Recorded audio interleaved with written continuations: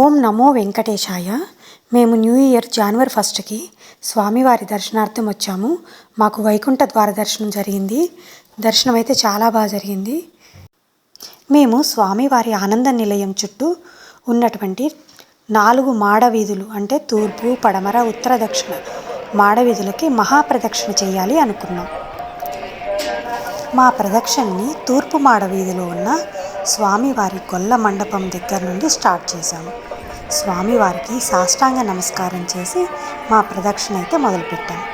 ఆనంద నిలయం చుట్టూ ఉన్న ఈ 4 మాడ వీధులలో చేసే ప్రదక్షిణకు మహాప్రదక్షిణ అని పేరు.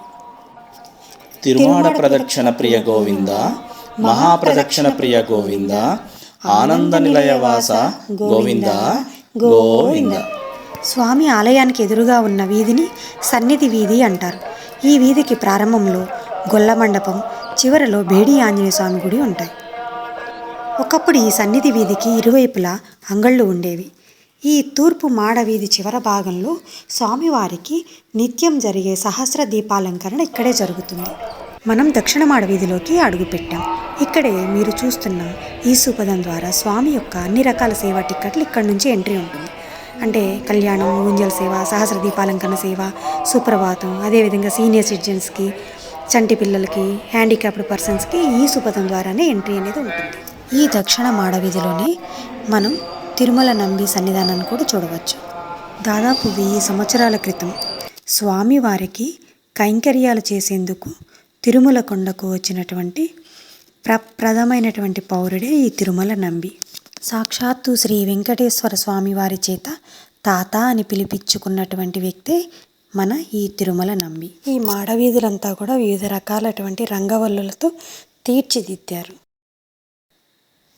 మనకి దక్షిణ మాడవీధి చివరి భాగంలో మనం శ్రీ అనంతల్వార్ తోట కూడా ఉంది. ఇక్కడితో మనకి దక్షిణ మాడవీధి అనేది పూర్తయిపోయింది. ఇక ఇప్పుడు మనం పడమర మాడవీధిలోకి అడుగుపెట్టాం.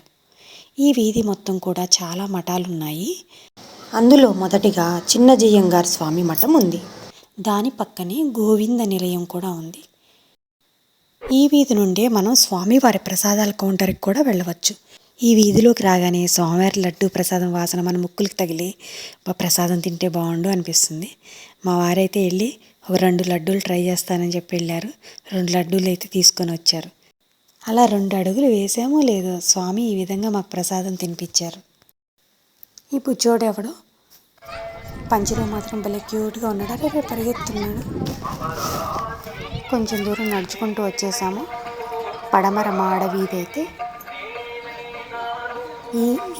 ఈ టర్నింగ్తో క్లోజ్ అయిపోయింది. ఇక్కడ మేము ఇంకా ఉత్తర మాడ వీధిలోకి అడుగుపెట్టాము.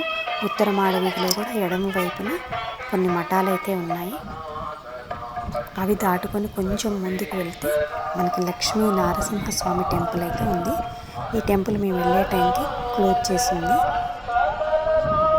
ఈసారి మీరు అందరూ వస్తే దర్శించుకోండి. ఇక్కడ లక్ష్మీ నరసింహస్వామి టెంపుల్ ఉంది.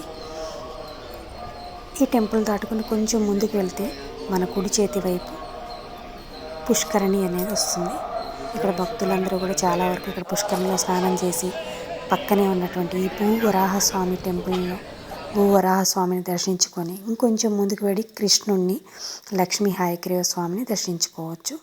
ఈ చివరినే మాతృశ్రీ తరిగొండ వెంగమాంబ అన్నప్రసాద కేంద్రం ఉంది. ఇక్కడ నుండి మనకి తూర్పు మాడవీధి అనేది స్టార్ట్ అవుతుంది. ముక్కోటి ఏకాదశిని పురస్కరించుకొని ఇక్కడ పూలతో చాలా అందంగా అలంకరించారు. ఇలా ఆనంద నిలయం చుట్టూ ఒక మహాప్రదక్షిణ అయితే పూర్తి చేశాము. మీలో ఎవరైనా ఇలా మహాప్రదక్షిణ పూర్తి చేస్తే కామెంట్ రూపంలో పెట్టండి.